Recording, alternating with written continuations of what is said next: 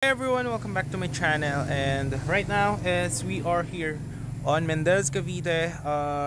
It's 5 p.m. in the afternoon and we are here on the project. And po yung magiging entrance niya, guardhouse. So this is around 7 minutes to Tagaytay. Ayan po yung Barangay Road there. Ayan. So ito yung magiging entrance. Alright. And ito po yung magiging mga properties natin. Lots. May mga house and lot package and meron din na lot only and any house design upon full development. So ide-develop pa lang po yung property. So ayan siya, no? Actually malaki.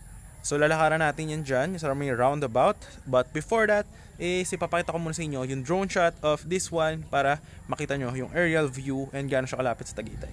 So I will show it here in this one.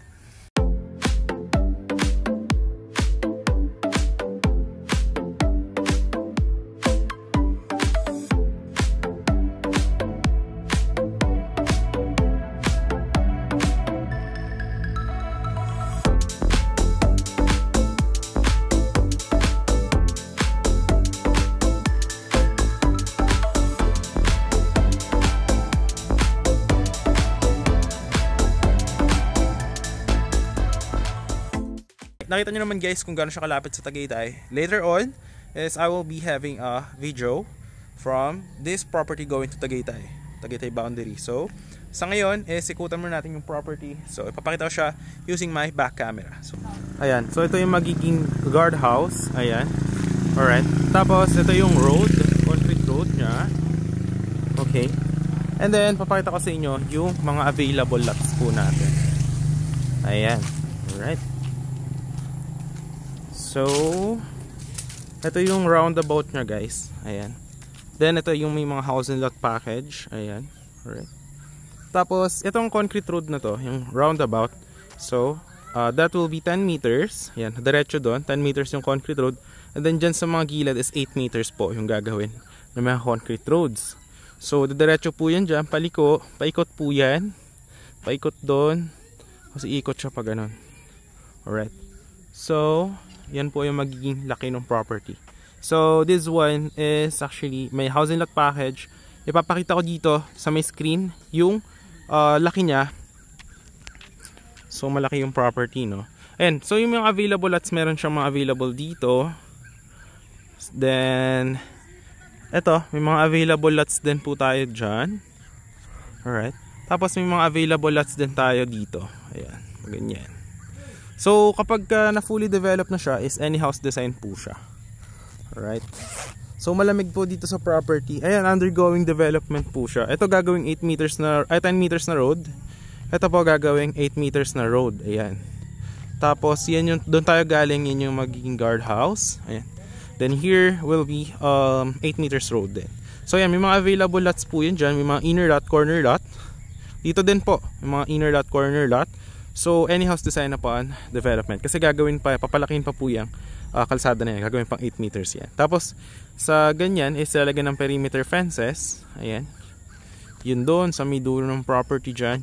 And there will be also amenities like multipurpose hall. And magkakaroon din siya ng mga parks and playground. Ayan. So dito, yung sa may block na to. Ayan. So yan yung mga house and lot package. So papakita ko, nakita nyo naman dito sa screen yung package nya, yung magiging itsura. So 150 square meter po siya. Then ang price is inner lot na 150 square meter is 6.2M. Kapag naman dun sa may corner lot na house and lot is 7 million package. Included na po dyan yung mga transfer title fees and other fees, no? Included na po. So ito may available din na lot dyan, no? Lakaran natin. So ito gagawin pa tong 8 meters na concrete road. Ayan. Actually malamig dito guys, no? Perfect for retirement, no?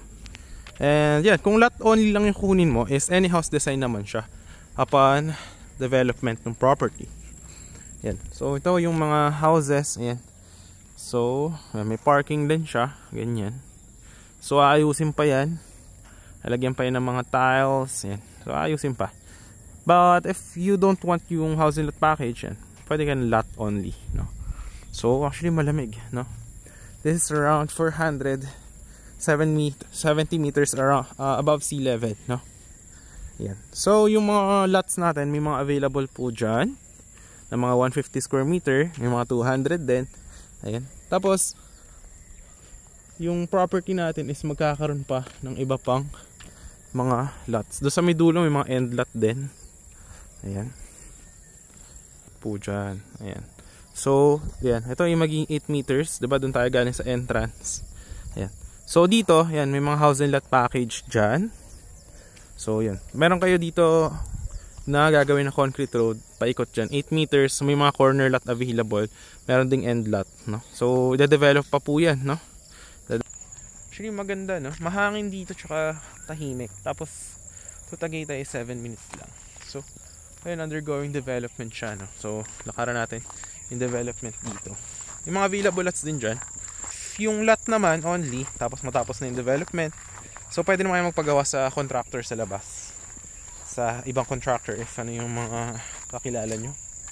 Tapos, pwede kayong pagawa ng small garden or small house. Ganyan na maliit na swimming pool. So, pwede nyo taniman kasi mataba din yung lupa dito if plantito or plantita ka. No? So, yun yung equipment. Yan. The entrance. Diba dito tayo galing sa entrance? Ayan, dito tayo galing sa entrance. Ayan. So, dito, yan yung mga available lots din dyan. Ayan o. So, inaayos muna. Siyempre, una, yung drainage. Ayan. So, mataba. Kita nyo yung lupa. Mataba siya. Ayan o. So, yan guys. Ni-clear out na yung roads. So, diba ito yung entrance. Yan yung nilakaran natin kanina. So, actually, yan. Iikot yan dyan. May mga available doon sa dulo. Yan, kung gusto nyo yung likod nyo is mga puno. May concrete road dyan. Gagawin. 8 meters. So, maganda dyan is nandun kayo sa dulo. Tapos, kung may pangarap kayo yung dream house, perfect na perfect siya. Tapos, liliko pa yung concrete road doon. Pag ganyan. So, gagawin dyan. So, yan. Dina-develop siya actually. Ayan o. Nakikita nyo naman. So, nilagyan muna dito ng mga sa drainage. Kasi, syempre, ang unang gagawin muna sa property is yung drainage. Ayan. So, yun lang yung ating property tour for today, guys. So, hope na nagustuhan nyo. And, yun. If you do like that, yan, nandiyan naman yung Viber WhatsApp ko. No? And, ano ba yung magiging sample muna na itsura nitong project natin, yung may mga nakatira na after na ito, ma-develop na. So, pakita ko yung sample ng drone shot nung tapos na natin project para makita nyo yung mga sample nito. So, yan. Pakita ko muna yan dyan in here.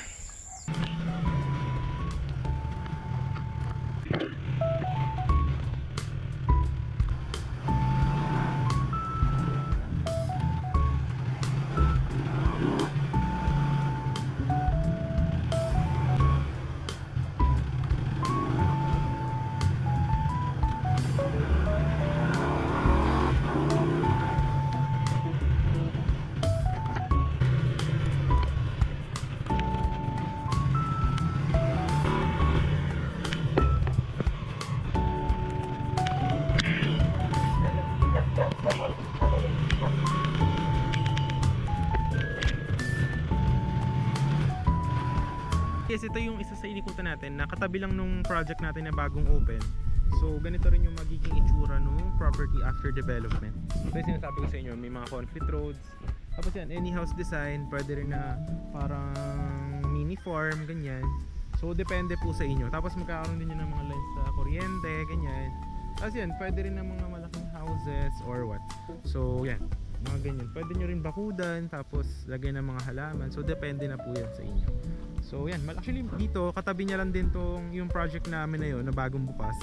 So dito is yung mga client na kumuha dati, yan natapos na kasi yung development dito. So yan, dito na sila nakatira. So actually mga ano lang to, mga actually 7 minutes to Tagaytay. Yung sa property kanina mga 10 minutes. Kasi mga 3 minutes from the property going to this one. So